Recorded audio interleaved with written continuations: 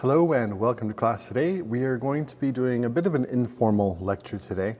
What I want to do is demonstrate a little bit of the Matterport process for scanning a space. Luckily, I have access to a camera that I borrowed from some folks at ASU yesterday to try out. They have a Matterport Pro2 camera, which is the big guy. This is what we're going to use. And so I've already set up a partial scan. I'm partway through. You can see this is the photo studio. Those numbered dots there indicate where photos have been taken already. And as we go along, I'm going to start to add some more, and I'll speed this up, but you'll see the process as it unfolds. So I've got the camera over there right now. The way it works is every time you take a picture with a 360 camera, you run and hide so the camera can't see you. You press the button on the app, and then you wait for it to take the picture, transmit the data, and then you can move the camera 3 or 4 steps away and do it again. This camera, you'll see in a second, it spins around, it rotates. It's not a 360 camera, the same that ours are traditionally. It doesn't do an equirectangular single photo. What it does, well, you'll see. Let's run through. I'm going to take several more photos, we'll speed it up, and then I'll jump to the end and show you the camera in a little more detail, okay? All right, so let's head over here. Probably going to lose camera.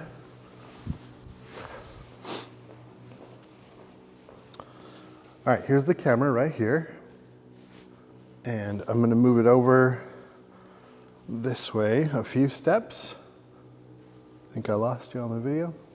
That's okay.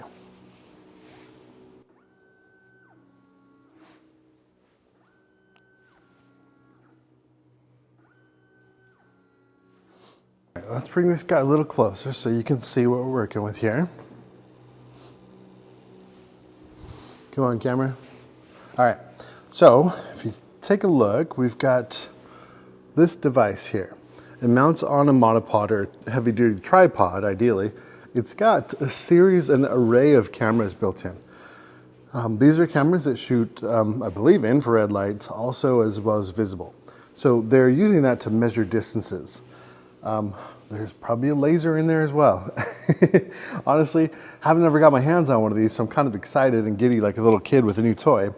But if you see that array, it's going to allow us to capture a whole lot more information. This camera, when I press the button, it's going to take a picture, spin, take a picture, spin. It takes a series of 6 images and then merges those together into the data that we need for our Matterport tour. So you all will get a chance to try this out with your own 360 cameras, but let me just run this one more time. Then I'll skip ahead to the end with the space, and then I'll demo what it looks like in the studio with the Matterport tour completed and processed. It can take a little while. This is why we're not having a live class today. It's slow. 1 hour later. It's been a few minutes, a lot of minutes, but I've gone ahead and completed the tour. So here's the results. I'm going to upload this next, but there's 57 different locations that these photos were taken to overlap throughout the space and give us the results that we need to get a proper 3D model of the room.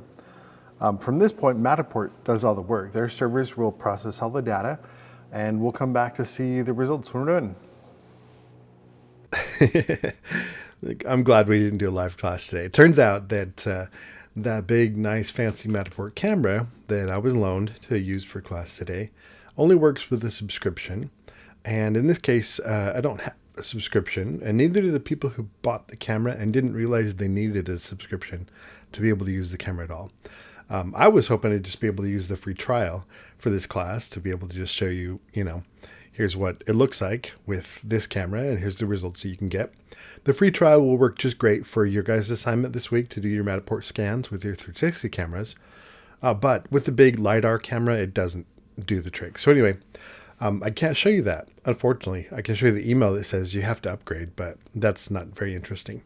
So instead, I'm going to show you some older spaces that I've done. I have the free trial again, and I can shoot a number of different spaces in the free trial mode. So definitely take advantage of that.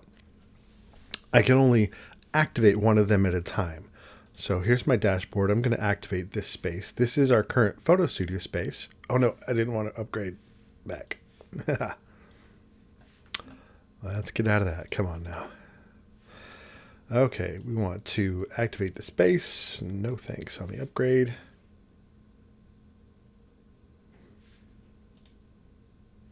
maybe.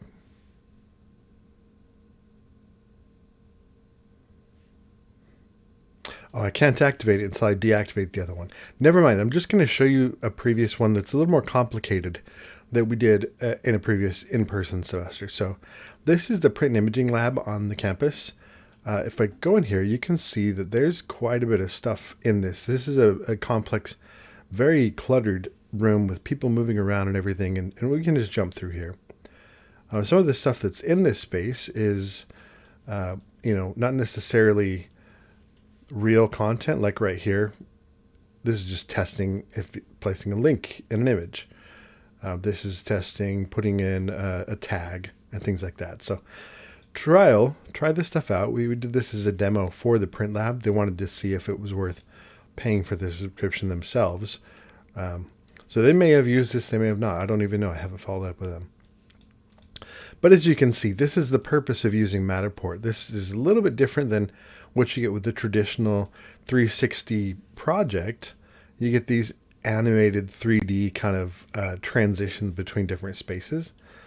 But this is where we're really going to shine with Matterport. This is what makes it an industry standard, is this dollhouse view. I can look at this in a, let's get back out to dollhouse view. I can look at this space in a 3D mode. This is a 3D space. I could use this to start to render out or build a 3D model of a space. There's a lot of stuff that you can do with this sort of thing. And so very versatile, very useful. Floor plan mode lets us see top-down view like this. And we can go into measurement mode and we can add measurements and see exactly how far something is from one place to another. We can do that in the regular mode too. We don't have to be in the floor plan mode. So I could say, how big is this graphic on the wall right there? And it's 2 feet 5 inches. And that's a very accurate measurement considering it was done with just a 360 camera and a series of photos. So let's get out of that guy. And I'm going to go back out here. Okay, so the process of creating this is fairly simple. It's not a complex thing to make these virtual tours. Using Matterport, there are some competitors that you might end up using, you might try out as part of your assignment to do. And in the discussion this week, you're going to review some competitors of Matterport. But you'll find that it's fairly easy to use. The hardest part is getting your app connected to your camera. But even that is much less challenging than the Google Street View shenanigans that happened in the previous week. So jump in there, get started on it, find a space that works. It doesn't need to be a complex thing. It can be just a room in the structure. Take your pick. Eliminating things like a wide open, like don't do it outdoors at the park, because that's not how these cameras really work. You need ideally 4 walls and a roof overhead for this to function properly. So that's the plan. I'm going to go back into Canvas and walk you through a couple of things for this week's module too. But sadly, I wasn't able to show you the finished results of that Matterport scan with the big Pro2 camera. And so rather than going through a bunch of content on how that device works and everything, we're just going to save that for another time when hopefully somebody ends up ponying up for a subscription on that thing. Okay, so let's jump over into Canvas and take a look at some of the stuff that's going on in Module 6 here. All right, so looking over here, Module 6, we've got readings and viewings. So definitely go ahead and do that. There's information here that's going to help you understand what you're doing for this week's project. Next up, we've got this little thing here. So this is a kind of a different assignment. It's just a complete or incomplete thing that you do. All right, I'm explaining this badly. But the goal is to think about, since last week, your goal was to think about and come up with what you want to do for your final project. This step here this week is when you tell me what that goal is, what you want to make. You should have your thoughts put together in a way that makes sense. So in order to do that, one, you can choose to schedule a Zoom meeting with me. Use that link there in the assignment page. Pick a time. We'll take 5 minutes tops to go over what your plan is for your project. If that scheduling doesn't work out or you don't prefer to do that, no worries. Again, it's an online class. You don't have to meet with me. But what you would do instead is record your ideas and talk about what you're going to do. Again, about 5 minutes max. Tell me what your plan is for your final project, and record that as a Slack video clip. If you don't know how to do that, it's pretty basic and simple. You should be able to figure it out too. But there's a link here that explains how to do that process. And you're going to just send that Slack video clip to me in a message. And once one of these two options has been completed, I'll just mark it complete in the gradebook. So again, let me know if you have any questions on that, but I just want to hear what it is that you're making. Okay, next up, here's the recording that we'll post later on today after I'm finished recording this right now. All right, there's a discussion board assignment, and your discussion board assignment this week is to compare these three tools: Matterport, 3D Vista, and Everpano. Matterport is definitely the king of the hill here in terms of being an industry standard for this sort of project. But it's good to be aware of the options that are out there based on budget, client needs, and so forth. So take a look and answer the questions about these 3 bullet points here and figure out, what's the point of using these sort of things and which one's going to work best in which kind of scenario. All right, next up, we've got 3D scanning assignment. This is Matterport. Basically, the stuff that I showed you in Matterport already, that's what this is. Again, you can use something other than Matterport, but I think that you're going to have the easiest time with this project if you just stick with that one. Everpano and 3D Vista are good programs. And in previous semesters, students that got into this ended up purchasing those 2 options, one or the other of those, over Matterport because they wanted to pursue this on their own. And so those can be good tools, and you will have reviewed them a little bit for that discussion board assignment, and you can decide if it's something you want to pursue or not. All right, lastly, there's this assignment, and this one is the one that I think is the coolest assignment almost of the whole semester. I don't know, maybe it's just me, but I think this is just such a cool feature. Something you can do with a 360 camera that doesn't have anything to do with 360 video or even the photos. It's 3D. So in this class, you surely didn't think you were signing up for a 3D design class, modeling and rendering and that sort of stuff, but we're going to do a little bit of that here. We're going to tie in how a 360 camera can be used in that 3D workflow to make much more realistic results. The videos that you hopefully have watched already in this week's reading talk about HDRIs and what they're used for, with a slant more towards video production and compositing in video. We're going to do it simply in a still frame render using a product called Adobe Dimension. If you prefer, you can use Adobe Substance 3D Stager, a long name for that program. It's the same as Dimension, a little bit more advanced. So if you are a 3D user already and you're experienced with that kind of stuff, then you might want to jump straight into Stager. But if you're a beginner, definitely stick with Dimension. The short version of what this assignment is we're going to take a picture of a location, put a 3D object in that location, and we're going to use our 360 HDRI to properly light that 3D object and make it realistically look like it was actually there in that space where we took the first photo. Okay, so next step is I'm going to walk through this process because it can be a little tricky, and I want to make sure that it makes sense to you guys. But like a lot of our assignments in this class, a big component of it isn't so much the product that you make. Your goal isn't to make a beautiful 3D tour always. It isn't to make a perfect Matterport scan or a perfect 3D render. The goal is to figure things out. So that's the objective, is to understand how things work and to learn how to do it. Not to be a pro at these things. It's to learn how it works. And so that's the goal. And so I can't put enough instructions in here to tell you every little thing to do. But hopefully it motivates you to get in there and try things out and watch the reading and go down that rabbit hole of finding other examples and tutorials and stuff. So that's enough talking. Let me jump over and we'll go ahead and do this stuff here. So I'm going to go out and shoot some photos, 360 photos and so on. Then I'll come back to the computer and I'll show you the process of putting it all together. All right, I'm back. I went out into the cold and shot a few photos. Let me demonstrate what I got here real quick. So I'm in Adobe Bridge right now, and I took a few pictures. So first picture I shot is the picture with my 360 camera in the spot where I'm going to complete the HDRI. This is going to be useful for me because that's the spot where I intend to place a 3D object later. Okay, so this photo that you're looking at right now, this is not the photo that I'm going to use to make my 3D scene. It's just going to be a reference image. Okay, so it's helpful to take one picture, a regular old picture with your cell phone camera is just fine, showing the place where you put the 360 camera. All right. Next, I took I did another one there. Okay, ignore that. Next, I took a picture of the scene without the 360 camera, and this is one of the photos that I intend to place a 3D object in right in that spot where the 360 camera was sitting. And I shot a couple more angles just so that I have some options to choose from. Don't judge my photography. I'm just using my cell phone. Anyway, a few different things. And I put a water bottle in there just so that we can see the effect of having some reflections and things in there. All right. And then we go over to Insta360 Studio, where I've got the pictures that I took with the 360 camera sitting in that place.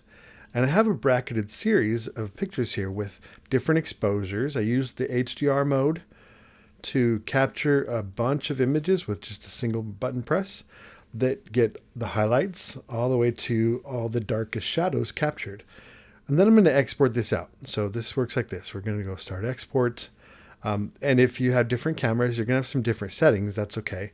But we want to export the 360 photo for sure. So whatever method your camera uses to do that, do export 360 photo. Okay, we can give it a name, and it probably would be good to just name it something more realistic. I'm going to call it 445 HDRI demo. Okay, and I don't need to worry about anything else there.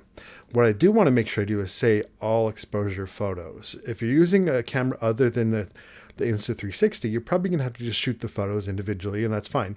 Stitch them, render them out. If you're using the Insta360, the nice thing about it is that you can batch process this stuff out. So we're going to say export all exposure photos. That's going to stitch all my 360 photos right here. It's just going to stitch them, not merge them all together. So let's start that export. It shouldn't take too long. Running over there. There we go. Okay, now I'll jump back over to Bridge, and I really should have paid attention to where I saved those. Let's jump back here. Where did I export them?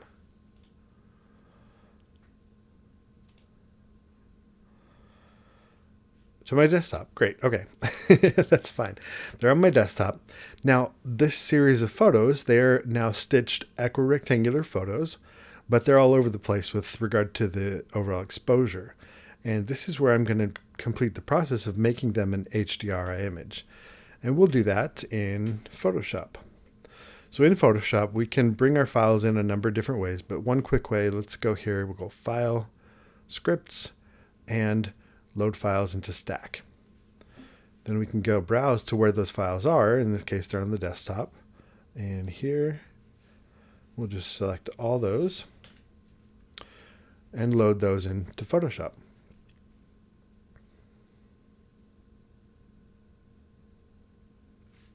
Going to take a minute. I'll probably pause the recording and skip ahead. No, there we go. All right. Okay, so next step is we need to merge all these together into an HDR image. We can do that a couple of different ways. Where do we go for this? There we are. Sorry. Automate Merged HDR Pro. And I jumped ahead of myself. We're going to load our images here. So let's do that one more time. We'll browse, select those. I didn't need to make the layers first. Okay, we don't need to align anything because it's already been done because the pictures were taken from the exact same location, each of those.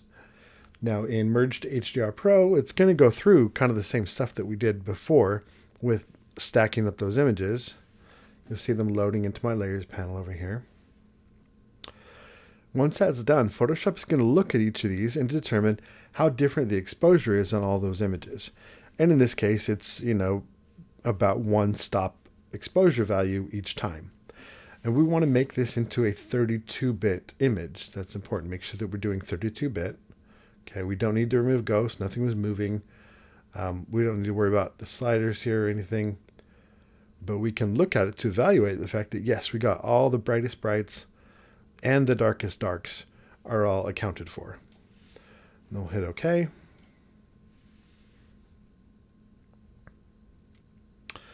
All right, now we've got our 32-bit image, and all we have to do is save it. We don't have to do anything else. So we'll go File, and let's do Save As. And the type of file that we save this as is going to be important. We want to save it as one of two options. We can do an OpenEXR or a Radiance HDR. Either one of these will work. So I'm going to do an EXR because that, I believe, is the more native standard version that Dimension uses, but either one will work. They'll both load. So I'm going to just call this demo again. All right, and then make sure we know where we're saving it. Let's go back and put it in, well, I'll just leave it in that same desktop folder because I know where that is. So we'll save that. Okay, and this, ignore, we got our EXR file ready to go. And then we'll jump over into Dimension, but I'm going to close a few things down and come back. All right, I'm going to go through this part pretty quick because, again, there's resources in this week for you to learn the specifics. I just want to give you the big picture. So I'm in Dimension now. I've opened Dimension. I've closed a few other the background programs because I have a lot of things running right now.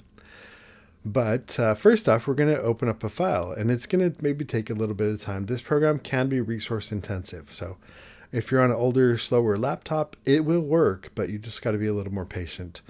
All right, so we've got our blank canvas. First thing I need to do, it doesn't really matter the particular order exactly, but first thing I'm going to do is I want to import some things. I want to import my background. So I'm going to choose Import Images Background.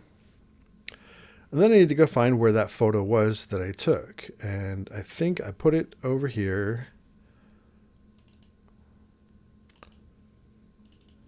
In Photos. There we go. All right, so here's a photo. Now this is the first one I'm going to use for that image composite. I think I'll do this one. So we'll open that up. And we're going to see this thing that pops up that says automatically match lighting, perspective, and canvas size to your background image. This is going to save me some effort. So I'll hit OK. And this is going to resize some things. It's going to run for a second. Maybe. Doesn't appear to have matched. You'll find this happens sometimes, unfortunately. It's going to do better or worse occasionally. So let's try it one more time. We're going to hit OK. Click on the Match Image button under Actions. There we go. Okay. That did the trick. Now, it may be difficult to see on the screen recording, but there is a grid in here. And if I grab my environment and rotate it around, maybe it'll show up. Do you see that grid moving there? If you get lucky, then Dimension will match that grid up pretty well for you. If you're unlucky, it won't match it very well. It looks like it didn't match up extremely well for me this time. But that's okay. We're going to go with it, and I'll make adjustments as needed. Okay. It also loaded in a light source, which I'm going to temporarily just turn off that light source. And let's grab and put a 3D object here. So I'll take a sphere and just drop it here on the bench.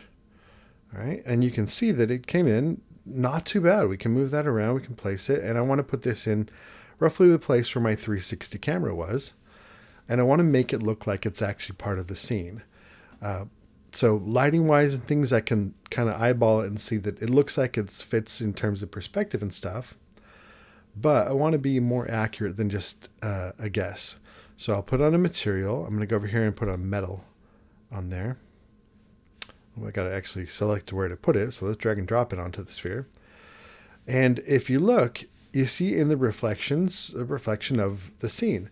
What's going on here is Dimension is just looking at the background photo that we used for the environment, which is this photo. It's wrapping that around a 360 view to make an equirectangular projection to create the reflections in there. But if you look at that, it's not accurate whatsoever.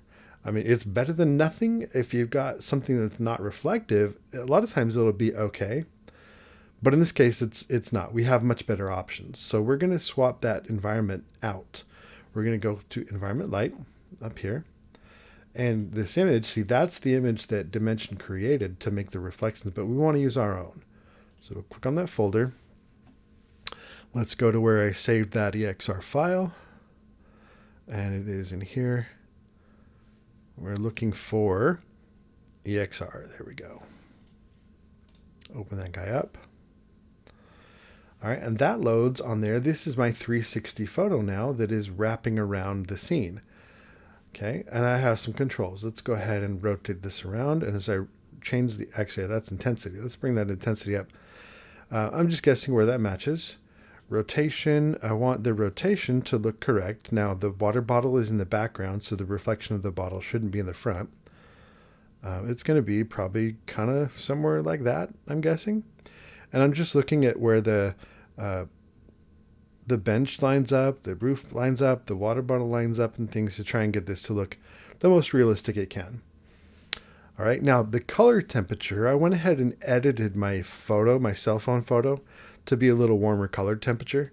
The 360 photo that I shot that I'm using now as my image-based light is a cooler image. You can tell that already. So I'm going to go ahead and click colorize on that, and let's try and just add a little bit of warmth in there. So I'll tweak this around a little bit. Let's get that more of a red. And, you know, rather than watching me fiddle around with this all day, I'm going to call that good for right now. You guys can obviously try to make it a little better. What might be helpful, too, is instead of using a color like that, we can just use this presets for color temperature. You know, so sunset and sunrise, obviously a little bit too much.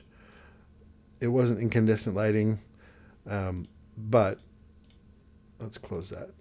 I can just drag a slider until I feel like I get the same temperature, color temperature right there. I think that's probably good. Okay. All right, now, how are we doing? Perfectly realistic? Maybe not. What we're looking at right now is not a render, though. We're looking at a quick preview. So if we click this little button up at the top, this will show our render preview. It's going to turn that on with what's called ray tracing. And ray tracing is going to be a little bit more accurate at recreating lighting effects and so forth. Now in this case, there's some weird stuff going on in the bottom, and we'll take a look at what that is here in a sec. But let's go into our environment. And we want to look under camera. All right, I always forget where to put this stuff because it always, let's see. What I'm looking for is the ground plane. There's the ground plane. All right, so see how there's a reflection in the bottom of here? That's not the reflection from our 360 HDRI. It's again, dimensions trying to be helpful and put a reflection in the base of it based on what's in the photo. So I'm going to turn off my ground plane here. And you see how it does make a difference in our image, but the difference that it makes is what's being reflected in the foreground. So we might need to kind of go back and forth in changing where lighting comes from based on that, because things can get a little weird. All right, I think that's close anyhow. With a perfectly reflective metal sphere, you're going to see imperfections in this process. 360 cameras get close, but they're not, I mean, if you want full-on high-quality compositing, then you're going to need to use some more advanced tools. Anyway, this is about getting 90% of the way there quickly and easily. So again, we can turn on and off that render preview and just check the results. You know, I'm not seeing much of a difference this way because the ground plane is turned off. That is going to add a shadow underneath. Depending on your light source, that may or may not be something that's going to make a big difference in your image. So anyway, I'm going to turn the ground plane off for right now. The 3D ball is not the thing that I intend to use for this composite, though. That's just for me to use as a reference so that I get an idea of what my scene looks like with the lighting applied. So I'll turn that sphere off now and go over to my starter assets. And this is where I want to put something in the scene. Okay, so I'm going to grab, let's see, some random thing. Do I have another water bottle? Let's grab this square bottle. And we'll just put that right there. Okay, and I can scale this up in my properties. Let's lock that, scale it up a little bit. Maybe like that, okay? And I can rotate it around and whatnot. And what's happening with this is that it's taking on the lighting effects of the space because I'm using that high quality lighting to do this. So let's change some properties of some stuff here. I'll go to my materials, and I think for that lid, let's make that, none of these will look realistic, but that's not the point right now. I'm going to grab gold and make the cap out of gold. Sure. And let's find the bottle here and make it out of veined marble or whatever that is. All right. I didn't separate that out. Let's go ahead and make that lid gold again, just so we see some differences. Okay. Now, again, this is not perfection, and that's okay. I might want to turn on my ground plane again. Let's go back to environment and try that. When I don't have dimension faking a reflection there, this is going to give me a little bit better results in my lighting. All right. Now, what do you guys think? Does it look realistic? Maybe not perfectly realistic. We're still not done yet. There's some things we could do, like add other effects, other lighting, other materials. We can move this object around a little bit. Like, let's say, put it over here in position. And we can render this out and potentially get some decent looking results. But the complexity of lighting a 3D object to match a scene perfectly, that can be a lot to do. So the point of this whole exercise is to try out different things with your 360 cameras. Creating that HDR image lets you make this lighting effect on here much more believable than you could if you were just doing, it from scratch completely. So anyway, when we're done, we're going to go over to render, and we want to give this a proper file name, something that makes sense for the assignment. Let's do a high quality 16-bit PSD, except I'm just going to say PNG so this gets done during the video recording. We'll save it to the desktop and hit render. Okay, so this is going to do a little bit more advanced. It's going to do a fast, not great version of it right now because I wanted it to go fast. But with the high quality settings, it would give us a PSD with layers. We can separate out our materials with masks, and we can composite this together. So the results can be very, very good pretty quickly. So let's go back to the desktop and see what we got. All right, there's my PNG. I didn't use realistic materials. I didn't put labels on it or anything. The scale might be off a little bit. But for drag and drop kind of editing, the results are quick and acceptable. If I were to do this as a high quality PSD, I could take it back into Photoshop still and I could tweak it even more. But I just love the capability of using HDR lights that you capture in a real environment.